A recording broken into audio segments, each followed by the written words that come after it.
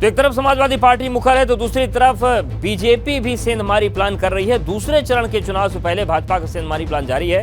लखनऊ में कई दलों के नेताओं ने भाजपा का दामन थाम लिया। डिप्टी सीएम ब्रजेश पाठक ने भाजपा की सदस्यता दिलवाई। मुकेश भटनागर मुलायम सिंह यूथ ब्रिगेड के पदाधिकारियों को मुलायम सिंह यूथ ब्रिगेड के पदाधिकारी मुकेश भटनागर भाजपा में शामिल हुए हैं। लखनऊ बार एसोसिएशन के उपाध्यक्ष अनुज यादव भाजपा में शामिल हुए और मेरठ के बसपा नेता अंकित शर्मा ने भाजपा ज्वाइन की है। गोविंद भाटी ने भी बीजेपी ज्वाइन कर ली है। तो लगातार सेंधमारी प्लान चल रहा है और डिप्टी सीएम ब्रजेश पाठक लगातार सदस्यता दिलवा रहे हैं। तो दूसरे चरण के पहले भी ये जो सिलसिला है वो चल रहा है और देखिए तमाम जो विपक्षी दल के नेता हैं वो भाजपा का पटका पहन रहे हैं। लखनऊ में कई दलों के नेताओं ने भाजपा ज्वाइन की। डिप्टी सीएम ब्रजेश पाठक ने भाजपा की सदस्यता दिलाई है।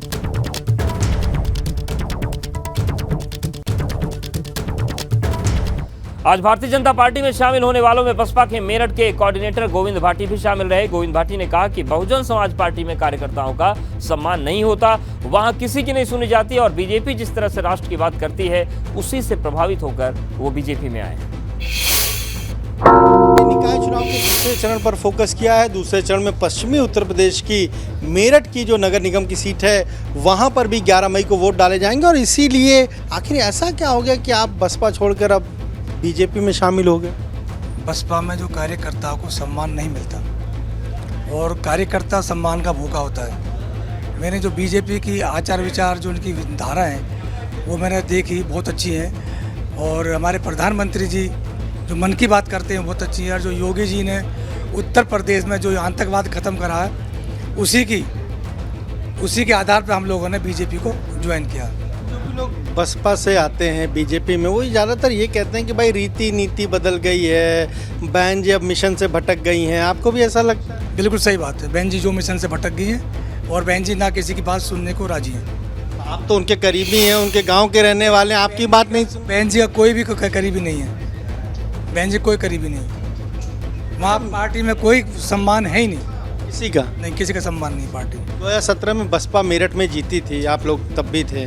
और अगर इस बार बात करें बीजेपी ने फोकस किया है, वहाँ पर बीएसपी कह रही कि हम जीतेंगे, उम्मीदवार भी ऐसा ही उतारा।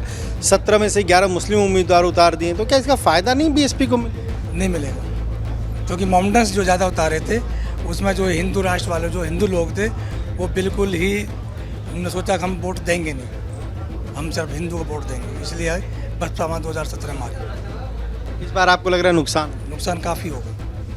देखिए गोविंद भाटी बहुजन समाज पार्टी के मेरठ के कोऑर्डिनेटर हैं, ख़ास तौर से लंबे समय तक बसपा में रहे, लेकिन अब कह रहे हैं कि वहाँ पर कार्यकर्ता का सम्मान नहीं है। बीजेपी राष्ट्रवाद की बात करती है और इसीलिए प्रधानमंत्री नरेंद्र मोदी, मुख्यमंत्री योगी आदित्यनाथ की जो नीतियाँ हैं उससे प्रभावित होकर आज बीजेपी ज्वाइन कर रहे हैं। कैमरे प्रमोद के साथ अनुभव शुक्ला, एबी गंगा, लखनऊ।